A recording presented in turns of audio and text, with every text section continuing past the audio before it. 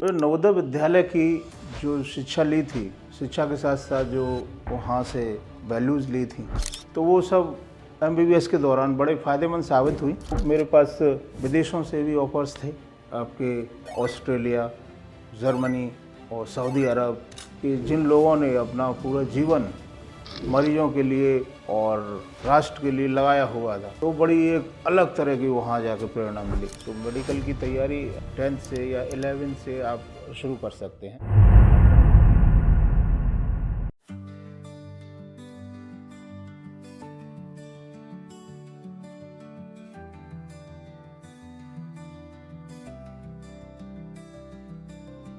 नमस्कार मित्रों, मैं डॉक्टर राम अवतार राठौर, जवाहर नवोदय विद्यालय आगरा से पास आउट, बैच 96।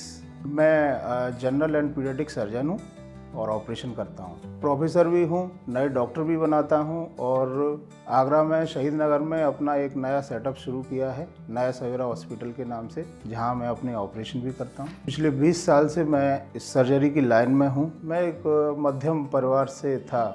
मेरे पिताजी टीचर थे और संस्कारों के अलावा कुछ भी नहीं था। नवोदय विद्यालय में एडमिशन हो गया।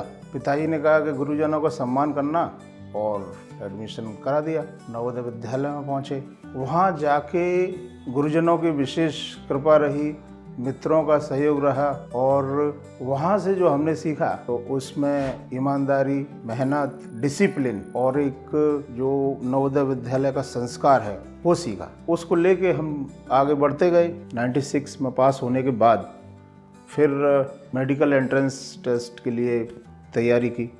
तैयारी करने के बाद ऑल इंडिया टेस्ट और आपके स्टेट लेवल टेस्ट, एफएमसी, हर जगह सिलेक्शन हुआ। उसके बाद फिर एसएन मेडिकल कॉलेज आगरा को हमने चुना। उसमें एमबीबीएस के लिए एडमिशन लिया। तो नवोदय विद्यालय की जो शिक्षा ली थी, शिक्षा के साथ साथ जो वहाँ से वैल्यूज़ ली थी, तो वो सब एमबीबीएस के दौरान बड़े फ़ायदेमंद साबित हुई।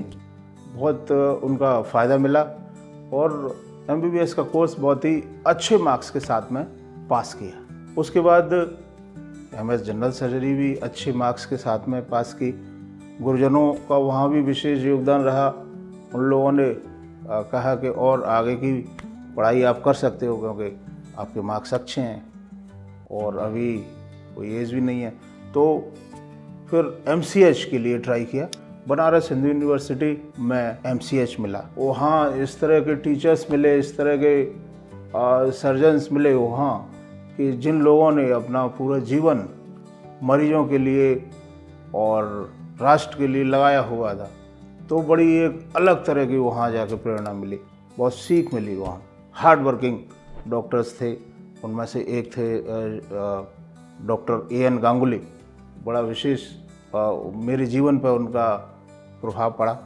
तो सन 2011 में एमसीएच करने के बाद फिर मैं दिल्ली सफदरजंग हॉस्पिटल में कुछ अलग ऑपरेशन करने के लिए और सीखने के लिए पहुंचा। वहाँ भी मैंने 2 साल काम किया।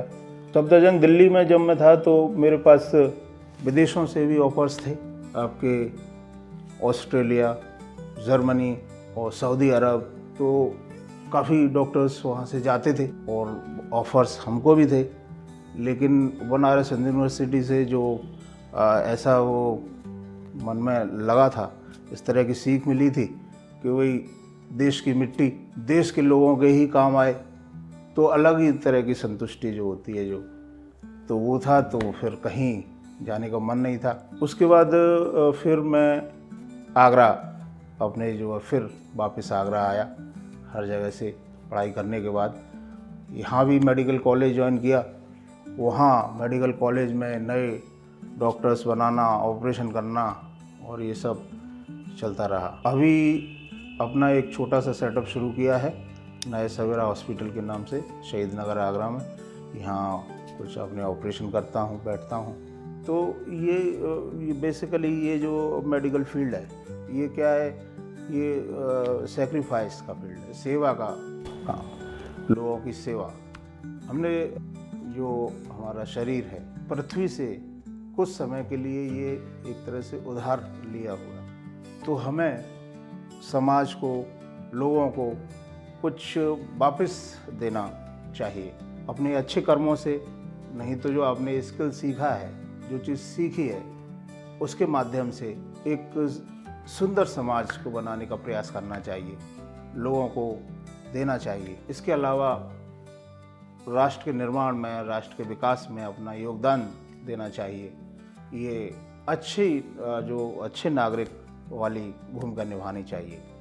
कभी कभी लगता है कि ये अपने आप से ही काम अच्छा हो गया, और गुरुजनों का बड़ा विशेष योगदान रहा इस मामले में। उन लोगों को लिए बड़ा बड़ा धन्यवाद, हृदय से धन्यवाद। अभी आजकल तो मेडिकल एंट्रेंस के लिए फाउंडेशन कोर्स भी शुरू हो गए, तो उसमें क्या है कि 10th क्लास से ही शायद वो लोग शुरू कर देते हैं। तो मेडिकल की तैयारी और 10th से या 11th से आप शुरू कर सकते हैं फाउंडेशन कोर्स के माध्यम से। तो उससे क्या है कि एक रुचि उत्पन्न होती है और फोकस बनता है। आपको एक विज़न जो दिखता है कि वही ये करना है, आपका माइंड एक तरफ झुक जाता है, लग जाता है पूरे मन से।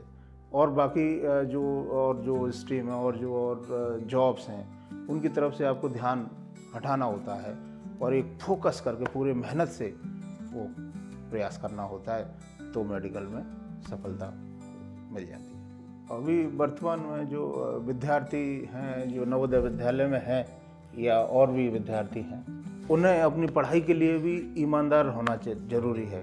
अपने प्रति, अपने माता पिता के प्रति ईमानदार होना जरूरी है, और अपना समय फालतू चीज़ों में न गंवाएं, नष्ट नहीं करें, और अच्छे शिक्षा के लिए प्रयास करें, मेहनत करें, वो ज़रूरी है। जिससे क्या है कि आपको भविष्य में आपका समय बचेगा, और जो आप कंपटीशन एग्ज़ाम्स की तैयारी कर रहे हैं उसके लिए भी बहुत मेहनत करेंगे, तभी इसमें आप ज़्यादा आगे तक बढ़ पाएंगे। तो नए लोगों के लिए ये है कि मेहनत करें, त्याग करें, अच्छा परिणाम मिलेगा, आपका समय बचेगा और आपका ध्यान उस तरफ जाएगा। तो ये क्या है कि इसकी नींव अभी से पड़ जानी चाहिए। जो नवोदय में बच्चे हैं या बच्चे जो आपकी पढ़ाई कर रहे हैं, तो जो इस एजुकेशन में ही इसकी नींव पड़ जाती है। तो अगर ईमानदारी का अंदर से आपको बोध होगा, समझ होगी, तो फिर आप अपना समय नष्ट नहीं करेंगे। बहुत बहुत धन्यवाद इन्हीं शब्दों के साथ।